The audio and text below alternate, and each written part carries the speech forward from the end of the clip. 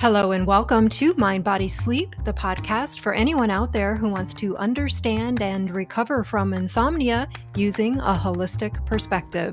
I'm Beth Kendall, your host. Let's get started. Hello, everyone. I'm glad you're here because today we are going to break down what I feel are two entirely different conversations going on in the sleep world.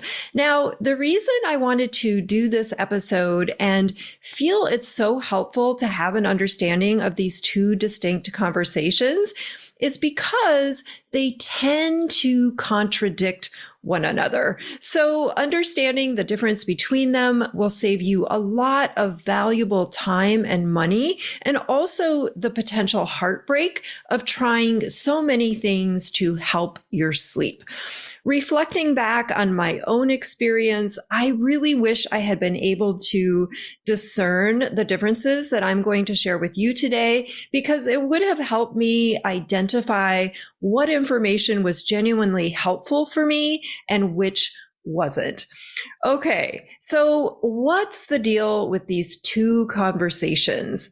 Well, I think the definition of insomnia as a whole could use a little update, right? A little refresh, because the traditional definition of insomnia doesn't really tell us much. It usually goes something like difficulty falling asleep or staying asleep for longer than 3 months, not being able to fall asleep at night no matter how tired you are, waking up in the middle of the night and not being able to fall back to sleep, unrefreshing sleep, or feeling like you can't get into a deep sleep. All of these accurately describe the characteristics of someone experiencing insomnia. But what's going on beneath that? What's actually driving the long-term sleeplessness?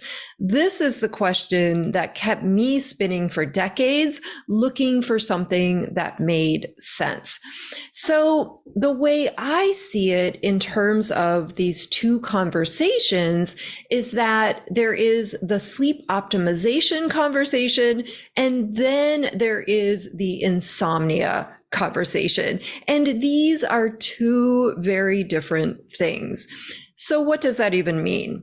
Well, let's take a look at the sleep optimization part of this first, since that's the predominant conversation going on in the sleep universe.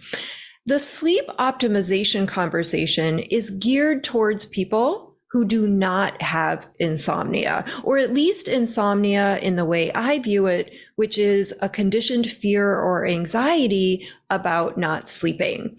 So the first group of people that I see in the optimization category are the folks who are burning the wick at both ends, right? People who just aren't making enough time for sleep in their lives, or aren't prioritizing sleep enough to create a healthy balance in their lives. They tend to have a hard time slowing down and just like to go, go, go.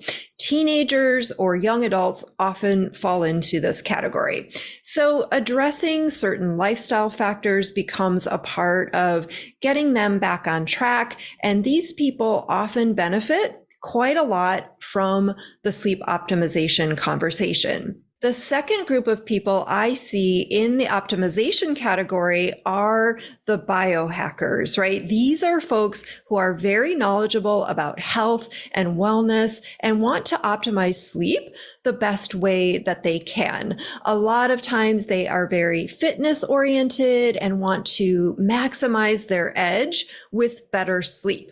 These people can also benefit from the optimization conversation, but there is a caveat, which I'll explain in a moment. Now, the last population of people that I see in the optimization category are the people who are experiencing long periods of sleep disruption. And this can be due to things like chronic pain or chronic illness. Maybe they're struggling with shifting hormones. Maybe they have sleep apnea or blood sugar imbalances, or maybe a new baby has arrived on the scene. This group just isn't getting their best sleep due to whatever circumstance they're dealing with in their life. And these people might also benefit from some optimization in terms of maybe pain management or functional medicine or working with someone to balance hormones, but they can also fall prey to the same thing the biohackers do. But before I explain that, you might be wondering what differentiates sleep disruption from insomnia, and how do you know which one you have? Sleep disruptions or disturbances can happen periodically throughout life. Everyone will go through some sort of sleep disruption in their lifetime. And this can be due to a short-term circumstance like a noisy building or a temporary heat spell, or longer term factors like a back injury or hormonal changes. There are really so many things that can cause disrupted sleep. But the big difference that I see between someone experiencing disrupted sleep and someone who has insomnia lies in the emotions attached to it.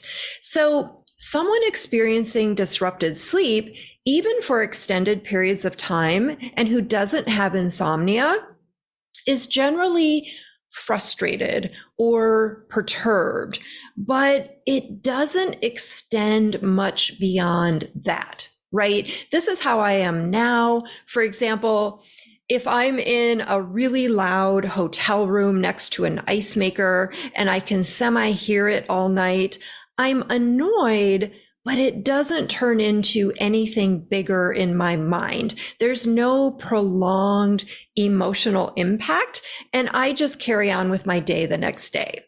Now, for someone with insomnia, the emotions are much different. There's a fear of not sleeping in place. So there's a greater sensitivity around anything that could affect or impact sleep. Our window of tolerance becomes much smaller for what we can just shrug off, and not sleeping feels very threatening because we're afraid it's going to send us into another insomnia spiral. So disrupted sleep can easily create a lot of fear, hopelessness, anxiety. When I used to stay in hotels, I would start worrying about if I was going to be next to an ice maker before I even got to the hotel. I was always strategizing how I was going to stay ahead of any potential threats to my sleep, because sleep felt so fragile to me. So if you're wondering how to know if you're dealing with long-term sleep disruption or insomnia, I would say that if this podcast episode is even remotely interesting to you, or you find my blogs helpful because they're speaking directly to you, then you are probably dealing with insomnia. Because if you didn't have insomnia, none of this would likely resonate, and you would probably be pretty bored by it. But this can be really helpful to know, because wasting your time in a conversation that doesn't really apply to you can just keep you spinning in more of what you don't want, which is exactly what I'm going to talk about next. So how does the optimization conversation contradict the insomnia conversation? And why is it helpful to pull these two apart? Well, let's look at the three main ways I see this being unhelpful for people with insomnia. The first thing I want to say is that the vast majority of information out there is going to focus on sleep hygiene. And while sleep hygiene can be really helpful towards optimizing sleep, it isn't going to do much for insomnia. Because this is sort of like getting a cavity. You can do a lot to prevent decay with dental hygiene, but once you've got a cavity, a new approach is needed. So, the first way I see the optimization conversation contradict insomnia is that it encourages us to put more focus and attention on sleep. And this can be dicey because focus is the fuel for insomnia. Trying to sleep, researching sleep, tracking sleep, these are all ways that we put more attention on sleep. Without attention, insomnia dies. When you think about it, the last thing that people with insomnia need is more optimization because they've already optimized their sleep to the point where it's become a big focus in life. So it's actually shifting the focus off of sleep and everything about your sleep that teaches the brain it can come out of hyperarousal. The next big way the optimization conversation counters insomnia is that it implies that sleep is controllable. Now, this is a really big one because remember, sleep is a passive process. It requires nothing from us. Ask any good sleeper how they sleep so well, and they won't have an answer for you because there's no effort, no inherent understanding of why you would even need effort.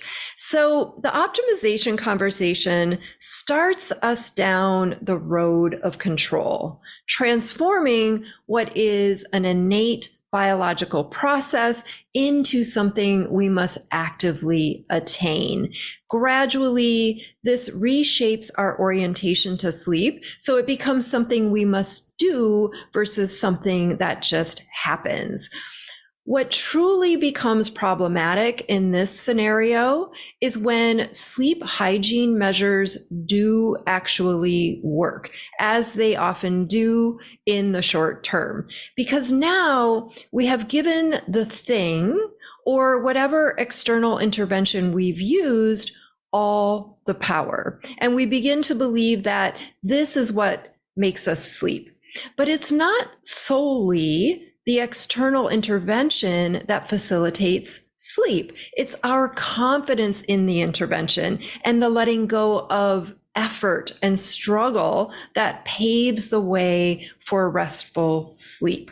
We step out of the ring because we no longer feel the need to fight. So then, of course, sleep comes. But then when the intervention stops working, we find ourselves on this eternal merry-go-round, searching for fixes, which creates a tremendous amount of heartache and suffering and really never leads to a long-term change. Now, the third way these two conversations contradict each other is by perpetuating an erosion of trust in one's own ability to sleep. Constantly seeking ways to fix our sleep sends an invisible message to the mind that we are somehow broken or that something is inherently wrong with us. I can give you a very different current example of this in my own life. So ChatGPT has been out for a while. And for anyone not familiar with ChatGPT, it's an artificial intelligence database or language model that can create very human-like conversational dialogue.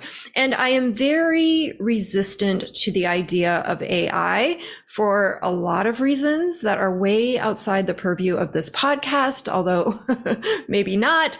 But I can assure you that Mind Body Sleep will be keeping it human for the foreseeable future, and every interaction that you have with me or my team will be 100% human, because frankly, I just like humans and like knowing I'm interacting with a human. But anyway, back to ChatGPT. So I put off looking at ChatGPT for a long time and didn't create an account until just a couple of months ago because I wanted to experience it firsthand and see what it could do so I could have a more informed opinion about it. So I created an account and I can't remember what I put into the search box, but it was some kind of piece of writing that I had already done. And then I put something like, make this better. And frankly, I was shocked that it spit out something that I think was quite a bit better in a matter of what seemed like 1.5 seconds. So then the rest of the day, everything I was writing, I was putting into ChatGPT and asking it to fix it. Okay, now here's the thing. I have always viewed myself as a decent writer, and I enjoy writing, and most importantly, I trust my writing. And I think this comes through in my writing and in my experience of it. Now, in an extremely short time, and we are talking a few days, I started not trusting my writing. I planted a seed of doubt in my own ability to write and started putting my faith into ChatGPT. And this did not feel good to me. In fact, I would go so far as to say it created some fear because I don't want to lose trust in myself in this way. So going outside myself to fix myself knocked me out of my trust because I was sending a powerful message to my unconscious mind that maybe what I was writing wasn't good enough. Maybe I needed this language model to fix it. Now, for all the people who are probably going to email me about how off base I am about ChatGPT, I totally realize there are multiple perspectives on this and understand that it is the intention with which you use a tool like ChatGPT that matters most, which is exactly how I view tools for sleep or nervous system regulation. It's always about the underlying intention. So I totally get that. Now, I think this leads nicely into my final point about these two conversations, because a lot of times people will ask me, well, how do I know which conversation I'm in? How can I really discern that? The first thing that I think can be helpful is to notice when the conversation is focused on making sleep happen, because this is just more wheel spinning, right? Sleep is passive and we can't force it to happen, versus looking at what could be getting in the way of sleep happening, which is typically our thoughts, our beliefs, and our behaviors. And the second thing I'll offer is to notice when something is rooted in fear and pulling you outside yourself and your trust. If it's an external solution that's being presented as the ultimate fix or key, then I don't think this will be super helpful in the long run, because ultimately you are the answer and the fix and the key. Everything you need to sleep is already within you. You've just got a conditioned arousal response getting in the way. I had a client the other day who has been through multiple programs for insomnia, and she gave me the ultimate compliment without even knowing it. I'm already starting to tear up. She said, you know, with other programs, I just stayed in them because I was waiting for that magical key to drop, that clue or piece of information that was going to fix me. But in your program, I'm not doing that. I'm just getting the information and applying it to my life. And of course, this did make me tear up because I knew this client had taken her power back. She was no longer looking for a fix. She was looking for a guide, which is exactly what I am. So I hope this episode was helpful on the two conversations. Wishing you all a prosperous and purposeful new year. I'm Beth Kendall, and this is the Mind, Body, Sleep podcast. I'll see you next time.